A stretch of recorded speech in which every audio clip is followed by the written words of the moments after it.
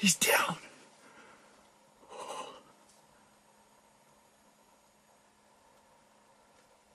I just smoked that buck. Well, we got in here this morning. Kind of a west wind. I was a little bit worried about that because they're coming from the east. My wind's kind of going their way.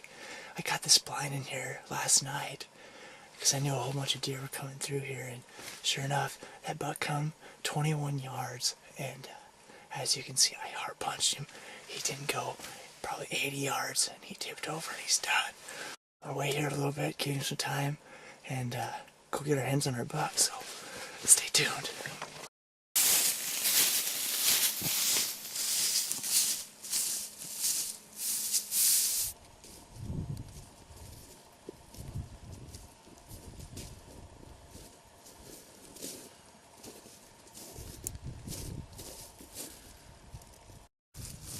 Well folks, it's November 25th, and it just so happens to be Thanksgiving. As you can see, I have a lot to be thankful for.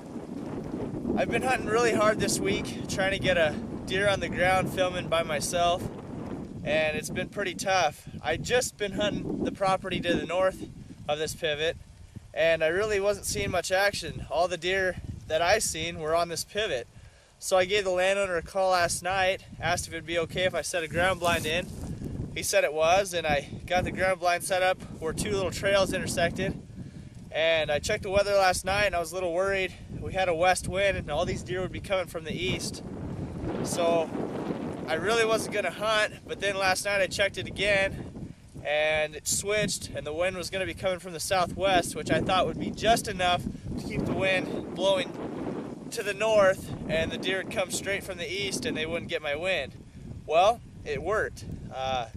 I had a few doe at 19 yards this morning come in, and it wasn't long and this guy come in 21 yards.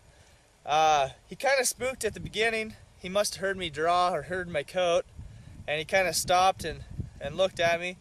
Well, as I shot, he tried ducking the arrow. Well, at 20 yards you're not going to do that, and he was muzzy struck. As you can see, he died on camera. He fell over, and he didn't go more than 80 yards. So I'm really happy with this buck. This is my 5th buck in only 3 years of bow hunting. Nice little 5x4.